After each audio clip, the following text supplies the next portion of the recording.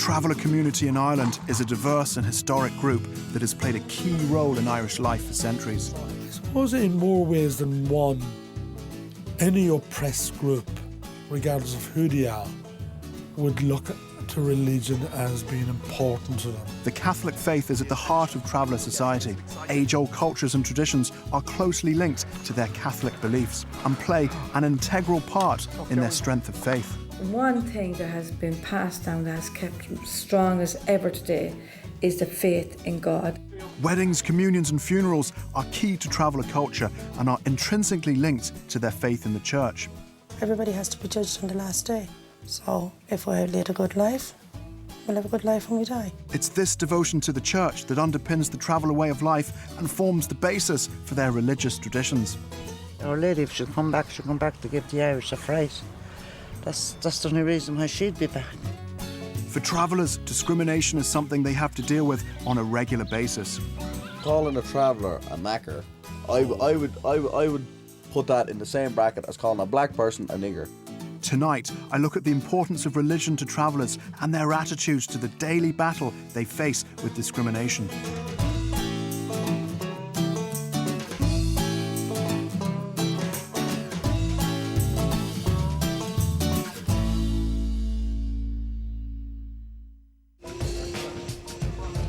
In my time working as a journalist, I've come across travellers on many occasions.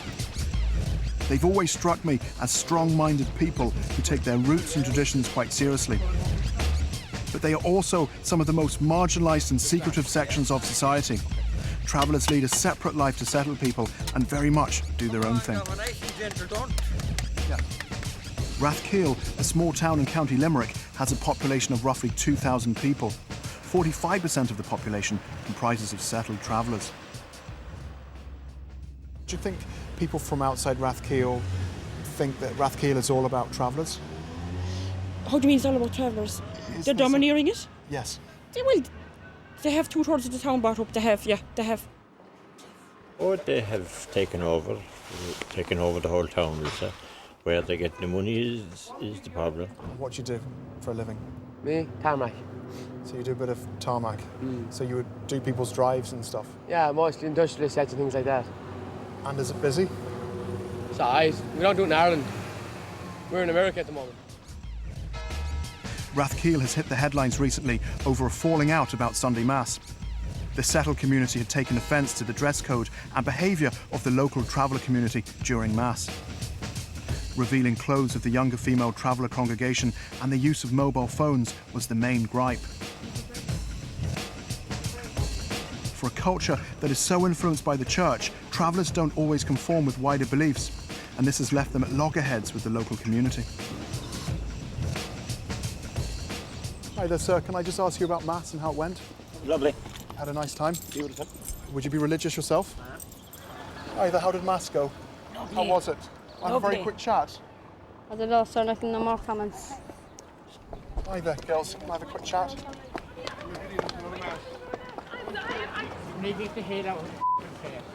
Nothing wrong here, nothing wrong with this stuff here. How was Mass, sir? I'm telling you. Get the head out of it, man. It appeared that things were still not resolved, with few Massgoers willing to discuss the problem.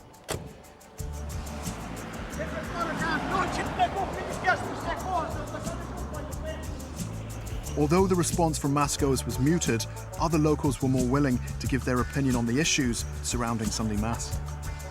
Would you ever wear hot pants to Mass yourself? No, I wouldn't. My mother, father would kill me. And why do you think young traveller girls wear hot pants and sometimes Because I think they're trying to outdress each other. I say it is kind of a competition. Who would dress the best? Can you describe some of the outfits that they wear? More suitable for the beach. Definitely more suitable for the beach. A difference of attitudes amongst the settled community is apparent, but local traveller Jim expressed his own view on the standoff between the two communities. Why do you think sometimes girls wear short clothes? Do you think it's suitable for Mass? Get yourself a husband. You can see a girl's legs out, she have a better chance of getting a husband, don't she? So she's trying to show off what she has, is it? Yeah. Christians, all Christians, should wear appropriate attire. We say a dress below the knees would be appropriate. But I cannot comment on the Rathkill travellers. They certainly come in here dressed appropriately. Oh, well, I have heard stories of people now ringing and answering their phones and everything inside Mass. That is taking it way too far. It's the traipsing up and down and they making the noise. It's not fair. When somebody's talking, you shouldn't be interrupting. Mass be on Saturday night as well. If they have a problem, go to a different Mass. It's not there's only one Mass on every week. A strong sense of style and fashion is instilled in traveller girls at a young age. Unlike most of the residents in Rathkill, Katie Marie and Margaret Marion were more than willing to chat about travellers' fashion sense. Maggie here now, she have a cool outfit. And there's it's a dude black coming and up. white and pink with a cat and all diamonds. How old is Mike? He's 8 months. He's going to grow up to be a very big man, isn't he? Yeah. And he's wearing some jewellery. Is that a watch he has on? No, that's a Rolex watch. A Rolex watch for a baby? Yeah. We always promised this. If we got a boy, we get him a Rolex ring and a Rolex bracelet. I just have to put him over to my mum. Rathkill also made the national news recently, but for a completely different reason. A supposed image of the Virgin Mary in a tree stump within the local church grounds brought a host of visitors and attention to the otherwise quiet town. Since Monday, hundreds from Limerick and the surrounding counties have arrived to view a tree stump, which people believe depicts an image of the Blessed Virgin.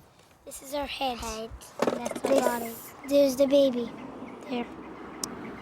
And that's her cloak. Look, that's her cloak.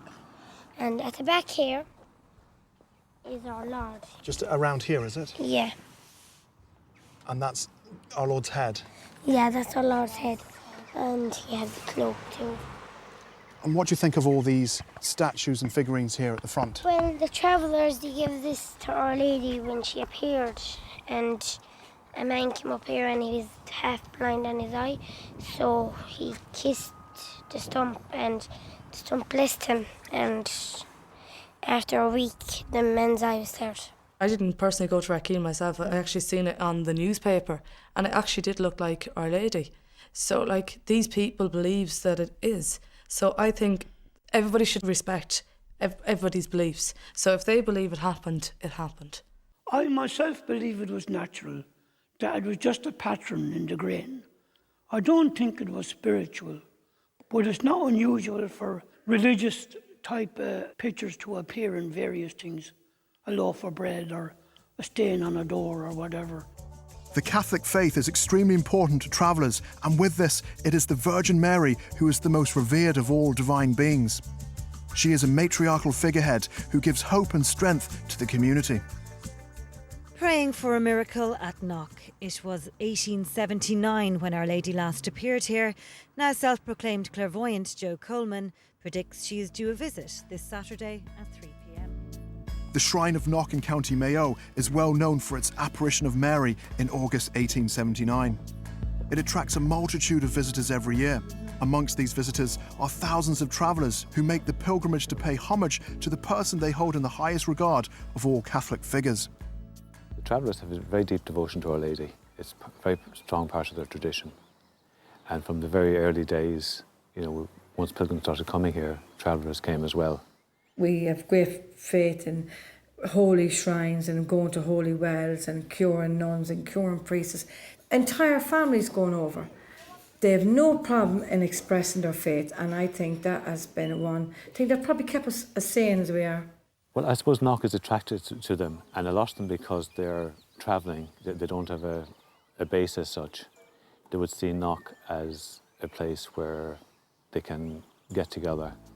Christina Ward, a traveller and a devoted Catholic, understands the importance of Knock to travellers.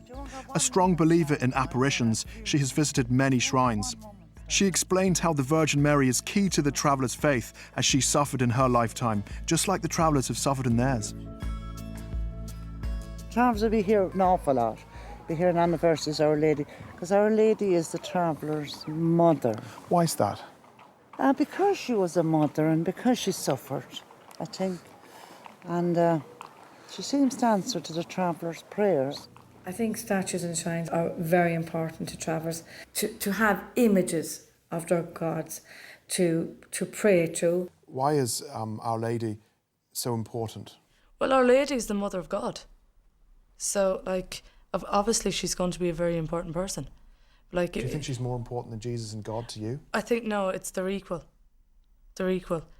Now, me personally, I mightn't pray every day, but I'll go to Mass once a week. And I'll do have me little words with God. Why me, God?